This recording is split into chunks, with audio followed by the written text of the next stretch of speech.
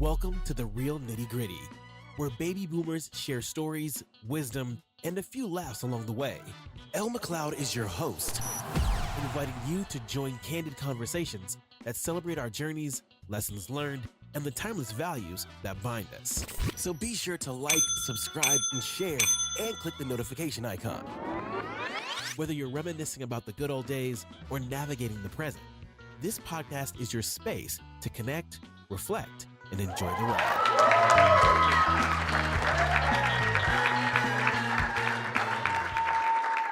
Hello and welcome to the Real Nitty Gritty Podcast. I'm Elle, your host. Before we get started, I'd like to get the business out of the way first. So if you have not, I invite you to subscribe, like, leave a comment, and click that notification icon. What I want you to do right now, I want you to get real comfortable and real relaxed.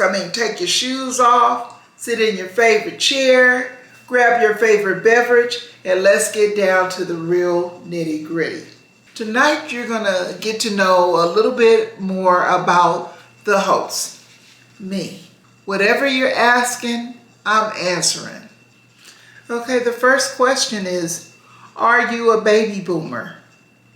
Yes. I am a baby boomer. I was born in 1961, November the 29th. Yeah, I'm Sagittarius. For all you other Sagittarius out there, yeah. Best people, best signs, Sagittarius. Yeah. Anyway, I am a baby boomer. I grew up in the 60s. Man, I miss the 60s. I grew up in the 60s and the 70s. And I'm telling you, the things that we did then, kids don't do now, and it'll never be the same. Maybe it shouldn't be the same, but I think it should be the same because it wasn't the worst thing in the world. We had the best of times. I remember every weekend without fail, we were either at this auntie's house, this cousin's house, this uncle's house, and my dad, rest in peace, Mr. McLeod. My dad had 11 of them. And they were spread throughout here, LA, Chicago. I believe we had people in Alaska too. We had people in Memphis, Tennessee. Yeah, we had people all over. Mississippi. Our parents would get together and play cards and dominoes and smoke and drink and listen to good music. You know, they would be having a good time. We get to stay out a little bit longer because they were having such a good time. And we actually would be out in the nighttime, outside after dark. And that was so fun for me because I was raised as an only child. Sometimes I don't like to say only child. I'll say I was the oldest and the youngest at the same time because I didn't have brothers or sisters. So my life was a little sheltered, I would say. I'll just put it like that. But anyway, when we got together on the weekends, I forgot all about that only child stuff. And because I had my cousins. My cousins, we really grew up more or less like like sisters and brothers, more so than cousins. And I'm telling you, my parents, my aunts and uncles, they could sometimes get into it. And what I liked about this is they would get into it sometimes, and then the very next weekend, they'd be right back together. We'd be doing the same thing. They'd be playing cards, playing dominoes, dancing, listening to good music, and just having a good time. So I miss that. Yeah, so that was during my elementary school days, and Junior high school. Some, I would say a little bit of junior high school because I was getting older then and didn't really want to hang out that much as far as with my parents, going with my parents. I would rather be somewhere with my friends. Unless it was a weekend where they were having a dance over on the east side where my cousins stayed. I think it was called St. Albert's. They had a dance at St. Albert's Catholic School over in Compton. Yeah, not too far from Avalon. Or Central Avalon? I think it was Avalon. Yeah, and I loved to go to those dances. I got to hang with my older cousins that were like a couple of years older than me. And I loved to dance. And my parents, they didn't really trip too much because I was with my cousins. So yeah, that was nice. And I got to stay the whole time. Because my parents, when I got a little bit older in high school and stuff, they did not play. If the dance was over at 1 o'clock in the morning, I had to leave at 12. No matter what, I had to leave an hour early. An hour early, a whole hour early than everybody else. And I remember one time, my dad, I was like, he was coming to pick me up, and I was like, he's telling me to leave an hour early. That's his fault. The thing not over until 1 o'clock. I'm not leaving at 12, so he just stand out. He'll just have to sit out there and wait for me. And little did I know, my father had another plan. I wasn't out at 12. I think it must have been 12:10. He came inside of the dance, looking rough, dry, like he had just rolled up out of the bed. He had on these, it was like, I can just close my eyes and envision it right now. He had on these work boots that had zippers on the side. And I was on the dance floor, but I seen when he walked in, he had those work boots on with them zippers on the side, and the boots weren't even zipped up, and his pants were tucked inside of the boots. And the boots were like little ankle boots or something, like little booties or something. It was so funny. And he spotted me on the dance floor. He went to the DJ and he said something, and then he came on the dance floor where I was and started dancing with me. And the DJ said my name and said it was time for me to go home, that my father was there to pick me up. I was so embarrassed. And needless to say, that was the first and the last time that I did that. So no matter what time he told me to be out, trust me, I was out at that time because I did not. My daddy was not playing with me, but he wasn't even angry. He enjoyed it. He was laughing. He was cracking up, and I was mad. But anyway, yeah. So I am a baby boomer. Those were good times in the 60s and the 70s. And so, yeah. So the next question is, where were you raised? Well, I was raised in LA.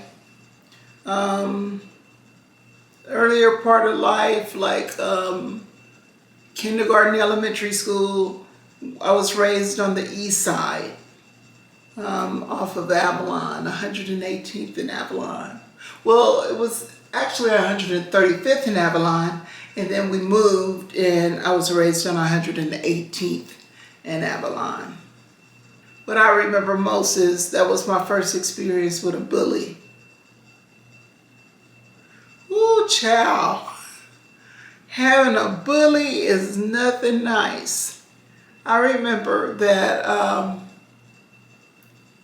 my best friend that I had, her sister knew how to fight really well, right? She could beat anybody but. So and she took up for her sister. So now I'm her younger sister's best friend. So I just automatically thought that I was covered too. I I had to find that out the hard way, that I was not covered. Now, me and my friend, we didn't like this other girl.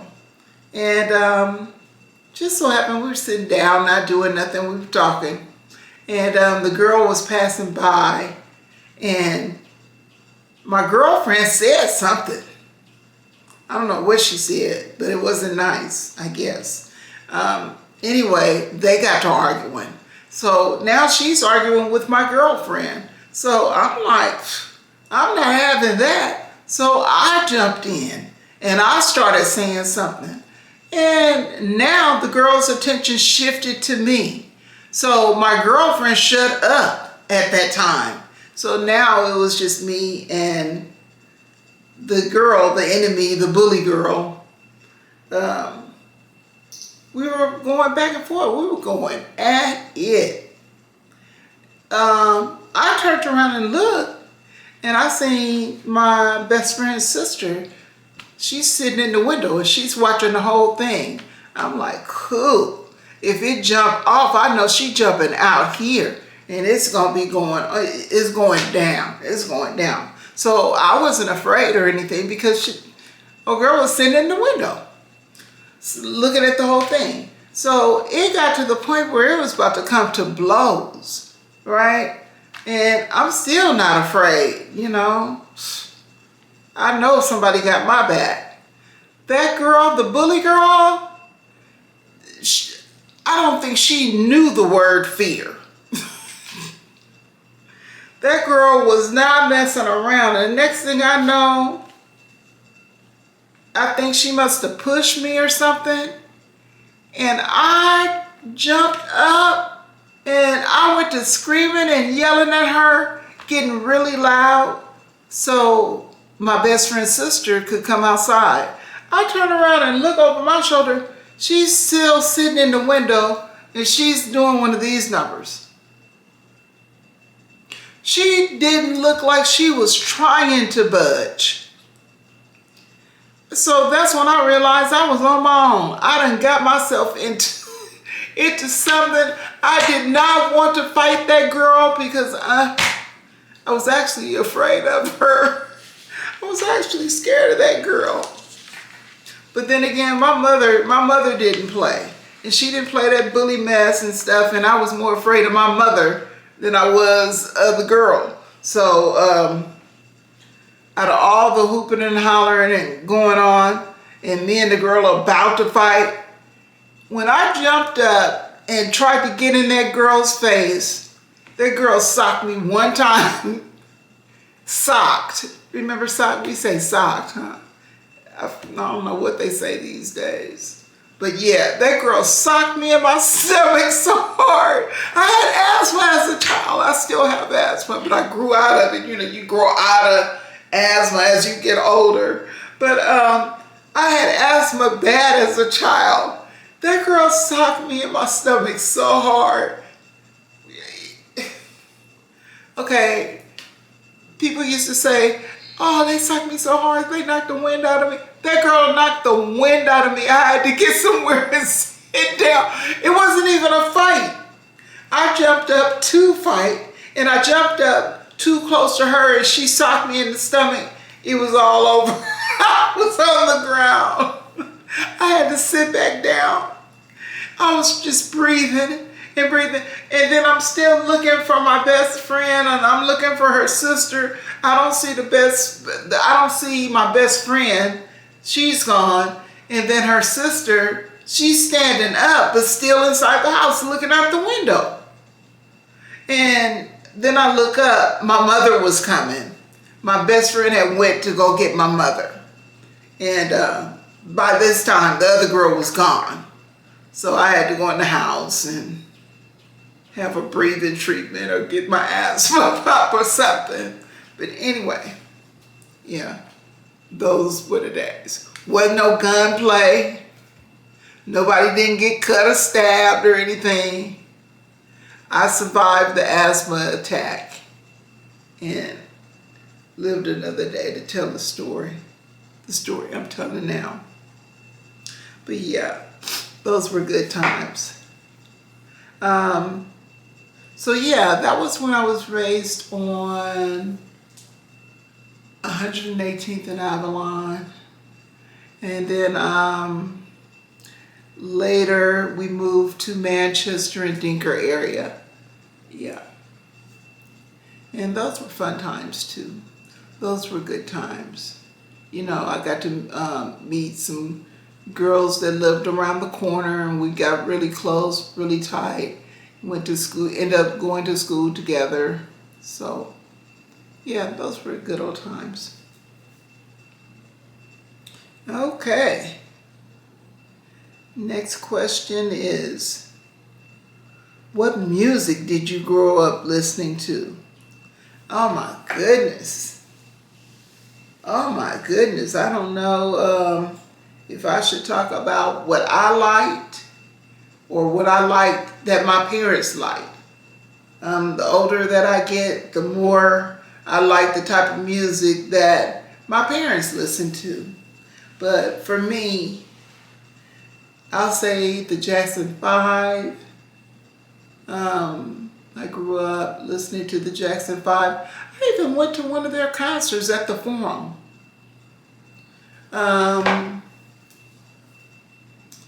It was another guy out, a little young guy.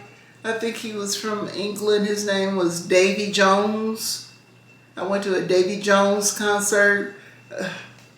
Girl Scouts, you get to go anywhere, little things like that, little trips. And that's how I got out and made these my little rounds on the concerts that were going on through the Girl Scouts. Let's see here. Okay, so the Jackson 5, what's that? The Silvers,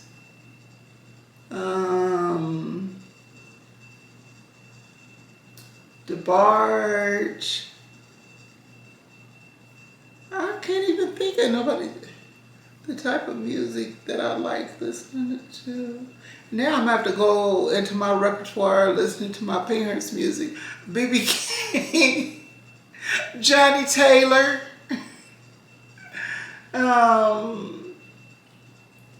Let's see here.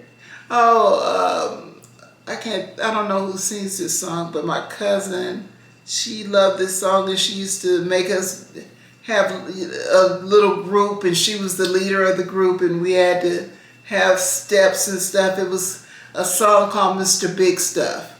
And oh my goodness. She played that song. Oh my goodness.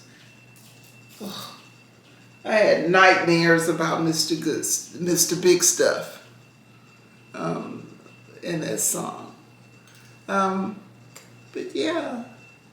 Rufus Thomas, I remember Rufus Thomas. He used to have a song, Do the Funky Chicken. Yeah, Rufus Thomas.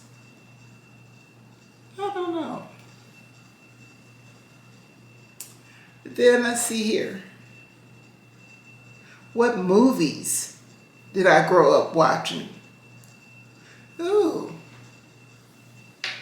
I remember Shaft. I remember we would go to the drive-ins. I would go to the drive-ins with my parents, and we go see Shaft and Trouble Man. I remember that my parents took me to the drive-in to see The Exorcist. This is The Exorcist, the first one that came out. And oh my, I was so afraid of that movie. I was sitting in the back seat on the floor. I was so afraid. That movie had me shook. And then they came out with like the black version of that movie. Or was it the black version? You know what? No, it was Blackula. And then Blackula Scream. So it was like a play on Dracula. It was like Dracula, but in the black folks version of it. And oh my goodness, that movie was so scary. And then there was another one out called Beyond the Door or something. And that was super scary too. I don't know why my parents took me to see all them scary movies like that. I don't know. That's probably why I like scary movies right now and be too afraid to watch them. So yeah, I am a well-rounded baby boomer. I remember the Watts riots that were, I think that happened on Central. And what is the name of that park? I forget the name of that park, but it happened on Central. And I remember every time that we passed by there, me and my parents, and I'd be in the car and I'd be like, hit the deck. I can't remember the name of that park. But yeah, I remember Watts riots. And I remember that park before the Watts riots because we used to go to that park, our family.